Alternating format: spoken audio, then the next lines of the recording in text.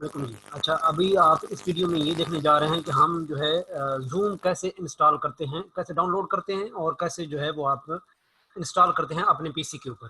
तो आपने क्या करना है, सबसे पहले जो हम ज़ूम को कैसे डाउनलोड करेंगे, सबसे पहले आपने ये सीखना है कि हम ज़ूम को डाउनलोड कहाँ से करेंगे।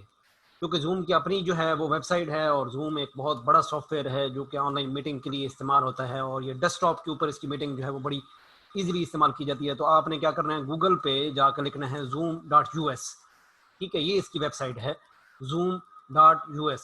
आपने क्या करना है, पूरी वेबसाइट खोल के बिल्कुल बॉटम में आ जाएँ, बिल्कुल ड्रैग में नीचे जो है, तो आप डाउनलोड के ऊपर क्लिक करें। तो यहाँ पे जो ज़ूम क्लाइंट फॉर मीटिंग्स है, इसके ऊपर आप क्लिक करें, तो डाउनलोड के ऊपर तो ये इंस्टॉल होना शुरू हो जाएगा और सेव करें इसको यहाँ पे। अब ये इंस्टॉल होना शुरू हो गया। जैसे ही इंस्टॉल होगा, आप उसको जहाँ पे डाउनलोड में गया है, डबल क्लिक करें और इंस्टॉल करें, तो आपके पास क्या हो जाएगा, ये कंप्लीट। ये अब देखें, ये पूरा हो गया। अब आपने सिर्फ इसकी क्या करनी है, मीटिंग ज्वाइन करनी है। ठीक है।